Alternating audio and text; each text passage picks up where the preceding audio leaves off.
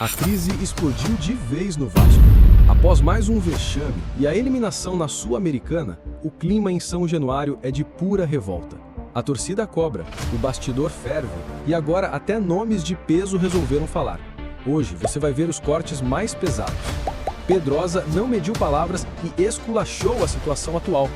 Euriquinho, herdeiro da família Eurico Miranda, Deveria fazer algo diferente, mas ele fez ainda pior. também surgiu e mandou um recado que ninguém esperava ouvir. O que foi dito neste vídeo pode mudar a forma como você enxerga o momento do clube. Se prepare, porque as declarações são E fortes. olha para a Copa do Brasil, o Vasco se classificou de maneira heróica nos pênaltis, com o Léo Jardim defendendo 3 cobranças. Algo que dentro do futebol é muito difícil de acontecer. Muito difícil de acontecer. Então, os resultados da gestão Pedrinho à frente do futebol do Vasco em 2025 são vergonhosos. São tristes, são melancólicos para o torcedor do Vasco. E são resultados que não adianta ficar colocando na conta do que aconteceu antes. Herança maldita é a frase que todo mundo que assumiu o Vasco da Gama utilizou nos últimos 20 anos. Ah, o problema era da gestão passada. Ah, o problema era da gestão passada. Ah, o problema... Pedrinho, entendo que você tem problemas a se resolver da gestão passada. Presidente Pedrinho, entendo também que de alguma forma você conseguiu salvar o Vasco de uma empresa picareta. Eu acho que tudo isso o torcedor, que é minimamente racional, ele consegue entender. Mas não dá mais para ficar colocando desculpa na conta de gestão passada. Você já está há mais de um ano à frente do Vasco da Gama. Um departamento de futebol, ele já deveria ter sido gerido o suficiente para que o Vasco, pelo menos, não passasse por vexames. Não é que o torcedor queira que você resolva em um ano 20.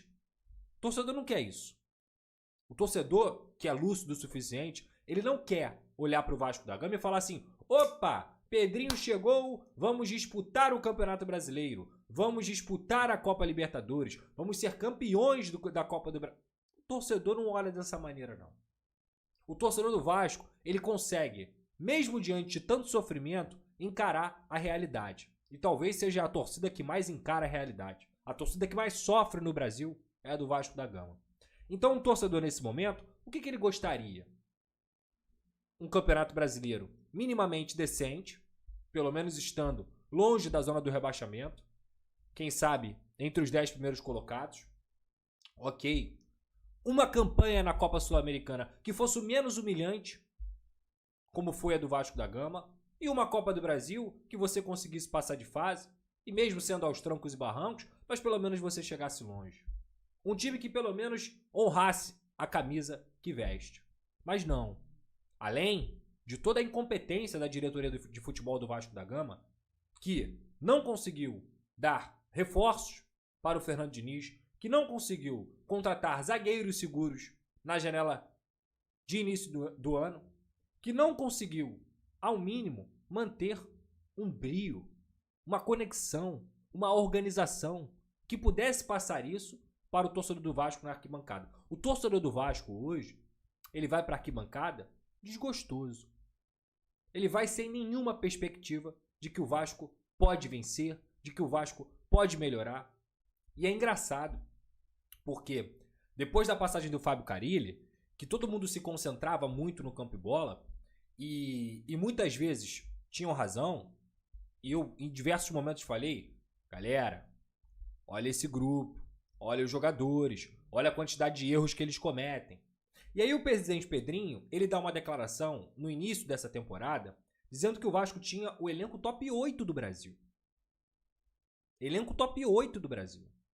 Aqui na minha live, eu falei: vou te falar, cara, top 8, não acho não. Realmente não acho. Não é top 8. É só pegar a tabela do Campeonato Brasileiro que você vai perceber que existem outras equipes, 8, tranquilamente, à frente do Vasco. Mas acho que tá num bolo ali de top 12. Tá num bolo ali de top 12, top 13, digamos assim, E se o trabalho encaixar, pode, quem sabe, fazer um ano um pouco mais tranquilo. E o que a gente vê em campo não é nem top 8, nem próximo disso, longe disso. E hoje o Vasco é o 16º colocado do Campeonato Brasileiro. As eliminações nas Copas, principalmente a Copa Sul-Americana, é uma eliminação que dói. É uma eliminação que vira uma chacota. Mas até se você olhar os pares no cenário do futebol brasileiro, acontece. O Bahia acabou de ser eliminado. O Bahia não conseguiu fazer um gol no América de Cali. Um gol em 180 minutos. Vindo da Libertadores, com investimento até maior do que o do Vasco da Gama. O problema é como as coisas se desenham, cara. O torcedor do Vasco viu o time tomar de 4-0 pro Puerto Cabello. O torcedor do Vasco viu a sua equipe tomar uma virada com 1 a mais diante do Vitória lá no Barradão. O torcedor do Vasco viu, novamente, o seu time tomar de 4 do Independente Del Valle. E aí, as coisas vão acumulando.